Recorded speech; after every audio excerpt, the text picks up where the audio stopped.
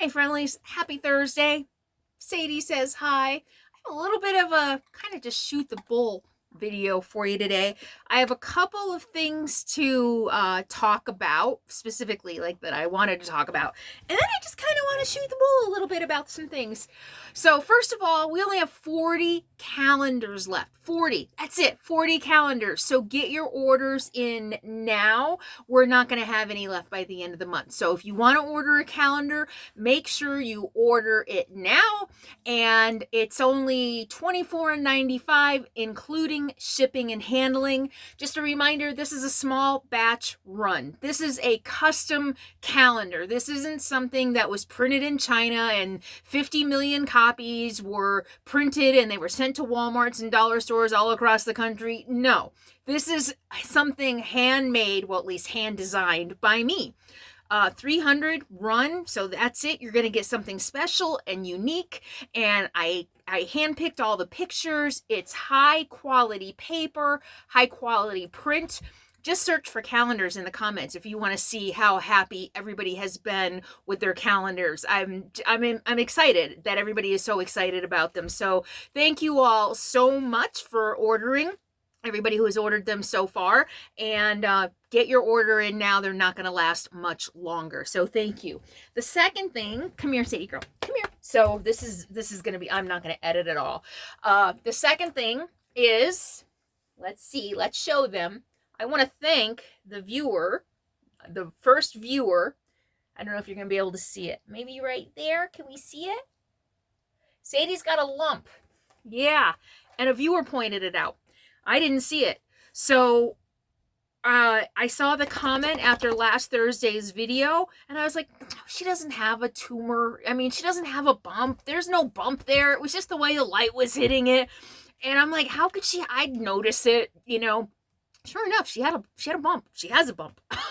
And then a few more of you pointed it out. So I wanted just to update you guys on that. First of all, you know, I would have seen it eventually. I think it just, I'll tell you what the vet said in a minute.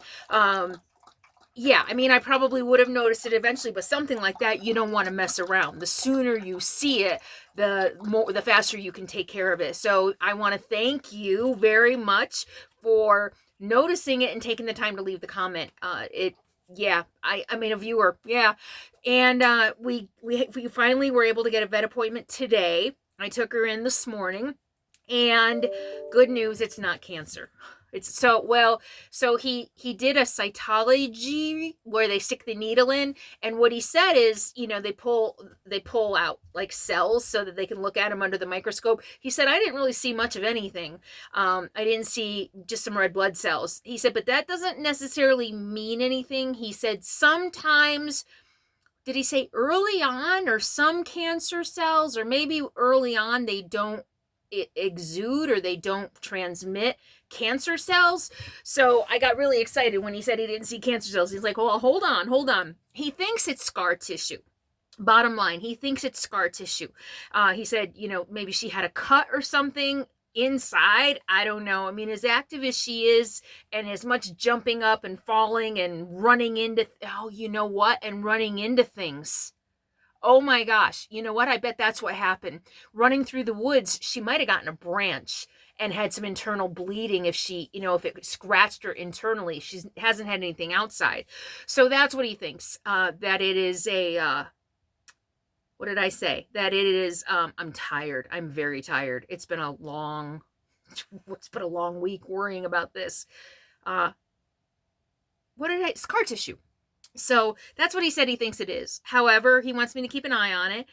We need to see it shrink. He said that the scar tissue comes up and it kind of looks bulky until the new tissue takes over or something, is what he said. So over 6 to 8 weeks, I need to see it shrinking. And if it's not, then I need to take her back and we need to remove it. So, that's what he said. So basically, though, he did say just because there's no cancer cells doesn't mean it's not cancer. However, he was like, you know, she's only 2. She's super healthy. He was like, her physical exam, I mean, she's shiny. Her teeth look good. They loved her, of course. Everybody loves her. I heard that she just jumped right up on his lap when he was sitting down trying to do something. So good news. And I was stressed. I was trying not to, you try to like think positive. At the same time, I was going, why does the universe hate me? Why does the universe hate me? And you know how it is when you're dealing with stressful situations. For me, anyway, my survival instinct is like, just push it out. Don't think about it. And but it's still there, right? I mean, it's still there. It pops in. What if she has cancer? What if I lose her?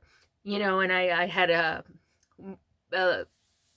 session with my therapist yesterday, and I started off by saying, I'm not going to be okay if she has cancer. If I lose her, I just won't be okay. I mean, after losing Huck, Capone, but Capone was 13, and then after losing a puppy, and but luckily everything appears to be okay. So we're going to keep an eye on it over the next 6 to 8 weeks and hope that the swelling goes down, and I will keep you guys posted about that. And I guess the other thing that I just kind of wanted to talk to you about a little bit is the reaction and some of the comments and questions that I got from the video about the guys showing up in the middle of the night in Arkansas in my camp. And a couple things specifically that I wanted to address is that, a couple people said that I failed because I didn't listen to my gut, that I stayed. Why? You shouldn't have stayed. You're not listening to your gut. You need to get off the road. You're not thinking straight. I mean, I don't know. I'm a little frustrated, honestly, too, right now, from just the unsolicited advice. I know it's two-edged sword, right? I mean, the fact that somebody pointed out the bump in Sadie, and it worked out that it was legitimate, but and then at the same time, the criticism and the constant advice, that people assume so much about me, my choices, my mood, my attitude, my health, based on 20 minutes of video twice a week. They don't spend 24 hours a day with me. They don't see me in person, running around camp, playing with Sadie, smiling. They see a portion of my life that I choose to show, but you don't see the context around it a lot of times. And so it's, I don't know. I guess because of the media, the medium that we have this relationship, it feels very personal, and it feels like I'm in your life, but I'm not. And so that whole thing about I screwed up because I didn't listen to my gut. Why didn't I leave? And that's what I really wanted to talk about, because a lot of people said they would have left, and that's totally fine. I mean, if you would have left, I get it. I totally get it. But I wanted to talk about gut instinct, and I wanted to talk about why I didn't leave. So the fact that people said I screwed up, what did one person, I was too attached to the website. I was too attached to the beautiful campsite that I wasn't rational and thinking and listening to my gut. First of all, listening to your gut is not about rationality, right? It's about a gut instinct that's not rational, really, if you think about it, right? And secondly, I want to say, I did listen to my gut, and that's why I'm alive, and that's why I was able to stay.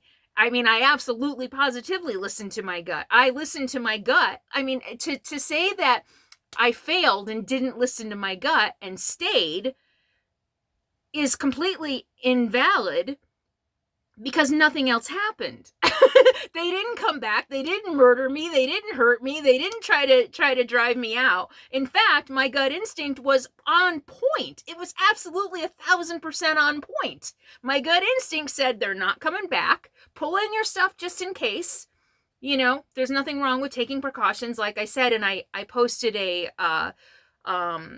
another, I don't know, what is it, a statement about this on the community tab a couple days ago. I had completely forgotten until I was thinking about a friend of mine, and I was like, oh boy, she's going to freak out when she sees this video, because I don't know if I told her. And then I'm like, oh yeah, of course I told her, because I texted her, and I actually had to look through the text to make sure. I did. I texted her the GPS coordinates. I told her this. In the text, I was like, okay, now don't freak out. I don't want you to freak out. I'm fine. And because she worries about me. I'm out here by myself. She does worry about me. People worry about me out here. And I said, but don't worry, I'm fine. But here's my GPS coordinate. Here's the local police. Here's what happened. Here's a description of the truck, just in case you never hear from me again. So I did that as a precaution. I pulled in my generator and the tarp as a precaution, just in case I had to leave. So here's gut instinct. Gut instinct said, I'm fine. They're not coming back. I feel okay that they're not coming back. I have left camps in the middle of the night. I have gotten out of my bed. I have driven away in my pajamas. I throw on my pajama bottoms, and I have driven out in the middle of the night. This was not one of those cases where I felt I had to leave and nothing happened to me. So my gut instinct, again, was absolutely positively right. The precautions that I took, on the other hand, came from here, right? My gut was like, no, I think it's going to be okay. But the precautions, telling my friend, I'm going to text you in the morning, and if you don't hear from me, I've disappeared. What if I disappear? What if they come back? What if I need to get out of here? What if they block me in? That's all up here. That's all learned behavior. That's all, sure, it was sketchy as fuck. It was. I mean, it was not, and I still think it's interesting to look at the comments. You're split. I think you're split between, yeah, that was sketchy as hell, and, oh, they were just good Samaritans just wanting to check on you. I am on the side of, no, it was sketchy. They weren't good Samaritans. And I know, because I've been out here long enough. I have dealt with good Samaritans, and mostly good Samaritans. I'm going to say, again, I always go back to the couple in Tennessee who brought me stuff from their garden. Most people out here are good. And I don't think they were checking on me to make sure I was okay. I think they were checking on me to make sure I wasn't a meth lab, especially with the tarp out front and the generator out. I think that was a red flag for them. What's going on in there? I think they thought I was a meth lab or something else was going on. And I think also the fact that they heard a female voice coming out of the rig probably helped them feel better that I wasn't here up to no good. I think they were protecting their area. I think they were being territorial. And because I think if they were really concerned about me, they thought the rig was broken down, they wouldn't have hemmed and hawed, right? They hemmed and hawed. I was like, so you checking on us? Well, sorta. That's not someone who's like checking on you. If they were checking on me, they would have been, yeah, are you all right? Do you need a jump? Been 6 years I've been doing this, okay? I have dealt with people all across the country, people who literally have pulled over. Where was I?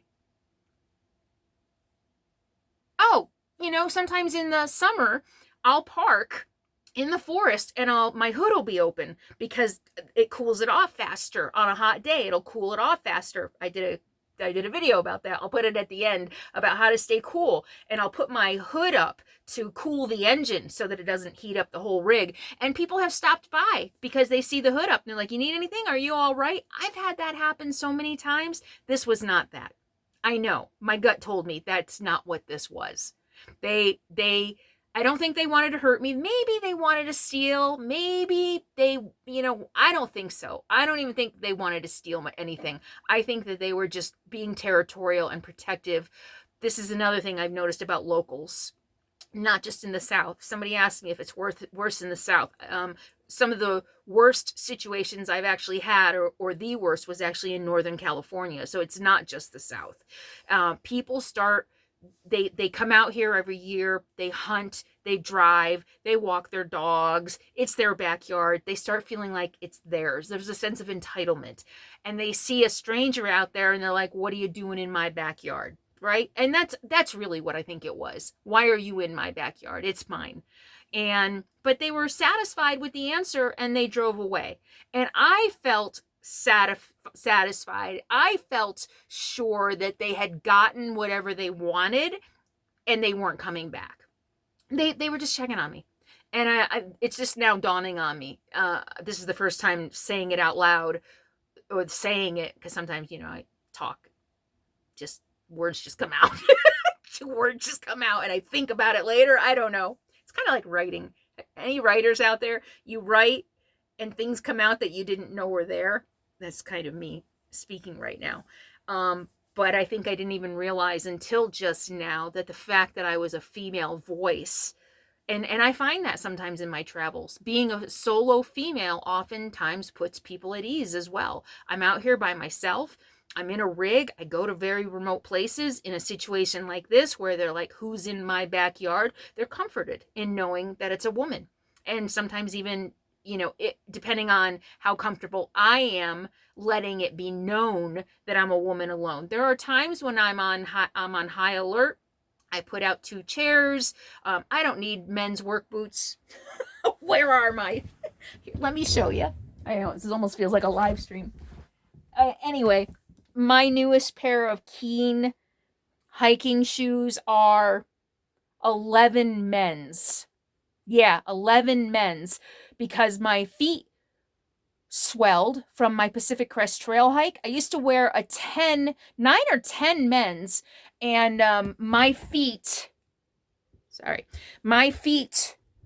grew more, 2 sizes actually, almost, I think, on the PCT hike, carrying a 40-pound backpack for 56 days. It's like, women who've been pregnant, right? Your feet grow when you're pregnant. Well, my feet grew from 56 days of carrying 40 pounds on my back.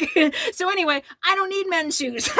I put mine in the dash, and I do. I put my, if I'm feeling a little vulnerable about being in a place, I'll put those shoes outside or usually up in the dash. I throw my hunting jacket. I got that camo hunting jacket. I throw that up there with the bright orange hat up there. And, but it really depends on where I'm at. Sometimes I don't feel it's necessary to do that. I mean, it doesn't matter. I might be just as remote. It might be the same state, but for some reason my gut is just telling me you don't need to do that. Or my head. Maybe it's just my head. There are stereotypes about certain places that stay with you. They do, and horror stories and media. So that's the point I wanted to make. My gut instinct was 1,000% right on. 1,000%. I didn't leave, and I woke up the next morning. They didn't come back. I didn't need to leave. So you can't say my gut instinct, I didn't listen to my gut instinct. I did, and it was right. It was my head that was saying, running the script of worst case scenario in my head, right?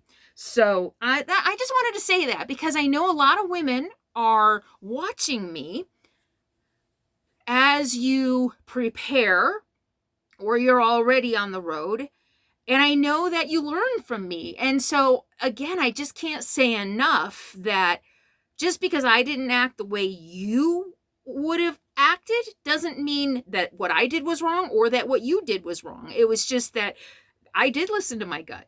Yeah. And my gut instinct is never wrong. Never. Took my therapist after dating dozens of men who I had doubts about. Are they lying to me? Are they doing this? Are they doing that? And, and in the end, they always were, and it took all those years for my therapist to point out your gut is never wrong. So I think the last thing, and I just thought about this, I want to cover is I got a lot of shit for being out walking without my orange on. So let me say this. Number one, when I was shooting, I was never more than a quarter mile from my camp. Okay. It was just meanderings around my camp. I had my big rig there. I was making noise. I was yelling to Sadie. I was calling for Sadie. I was never veered off the road, okay? So I didn't need my red hat on. You can disagree, or my orange hat. You can disagree with me all you want. For one thing, it is completely illegal to shoot across a road, even a forest road. It's illegal. Of course, it doesn't mean that people don't do it, but the other thing was I looked on a map and I had done enough exploring. I knew every road into my area. There was a road that went around and went this way. I could hear trucks come in. Whenever you saw me on the walk, I could hear trucks coming. I knew who was around me when they were around me. I knew if there was a hunter. There was a hunter that came down the other road, down the road from me. He went out all the way to the end of one of the roads that I didn't show you. I heard him. I knew the whole time he was there. He let his dogs out. I heard him out there. I knew he was out there. So again, sitting at home in the comfort of your chair, getting a snapshot into my life that I'm choosing to show you is not a complete picture. And when I went out on bigger walks, or if I was going through the woods or veering off the road, or, my big morning walks, I had my orange hat on. I did. I have an orange hat. I mean, I wear it all the time, and I knew it was hunting season. I checked the hunting season dates. I knew if it was bow season or gun season or dog season. So I guess all this is to say, you watch me, even if you only watch me once in a while. I don't know. I was going to say, do I appear to be some silly, flaky woman who doesn't think about things? Do I strike you as someone who doesn't think about things? Actually, I think that's the best way to put it. Do I strike you as someone who doesn't think about things? No. I mean, if anything, I think about everything. And I guess the second thing is, give me the benefit of the doubt. I have been surviving out here on my own for almost 6 years. Does it make sense to judge me and question my decisions if you've been sitting home watching me for 6 years? It's just a lot. I try to engage with my audience. I want to engage with my audience, but it can be extremely overwhelming at times. And so, yeah, that's all. Those are some things I just thought that mostly the gut instinct I wanted to clear up, because I know a lot of women struggle with that, because we have been trained by other forces all our lives to not listen to our gut. Our gut tells us one thing, and we've got our whatever parents, lovers, or whatever saying, no, you're crazy. You're crazy. I don't have lipstick on my collar. That's not lipstick. That's ketchup. Yeah, I'm not cheating on you. Oh, I don't know who Samantha is, with this sexy text. Oh, it must be the wrong number. You're crazy. How many of you can relate to that, right?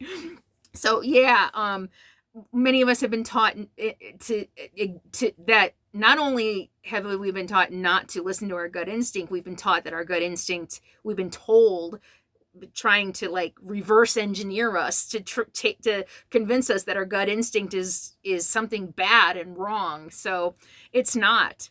And I just want to say that again to the people who said that I was stupid for staying. No. How can you say that? They didn't come back. I mean, if they came back and harassed me, or you never heard from me again, then yeah, you could say I'm stupid for not listening to my gut instinct. But that's not what my gut instinct told me. That's what your fear is telling you. So a lot of projection. So anyway, thank you all so very much for being here. And I do appreciate you guys, looking out. I do.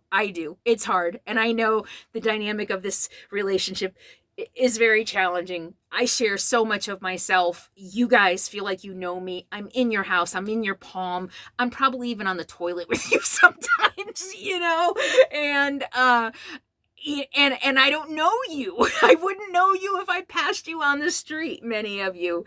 So just that dynamic alone is just, it's challenging for me. It's challenging. So, but I do thank you. I do thank you all for your concern. I know you worry about me, and it really means a lot. It really does. I was thinking yesterday, I was out, I don't know, it just doesn't matter where I was, but I was about to go outside for a walk, and I don't know why the teenage me popped in my head, and I was a loner. We moved around 13 elementary schools. I had a really hard time making friends because I was taught, why bother?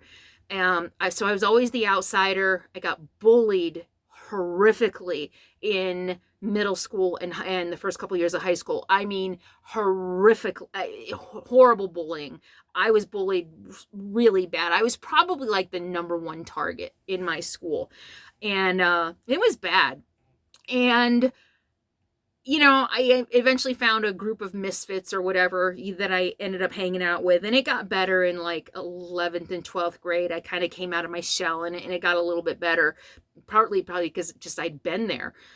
Finally, I'd been in a school more than 6 months, you know, more than half the year. And so that might have been part of it. The newness wore off and they just got sick of the names that they called me and torturing me.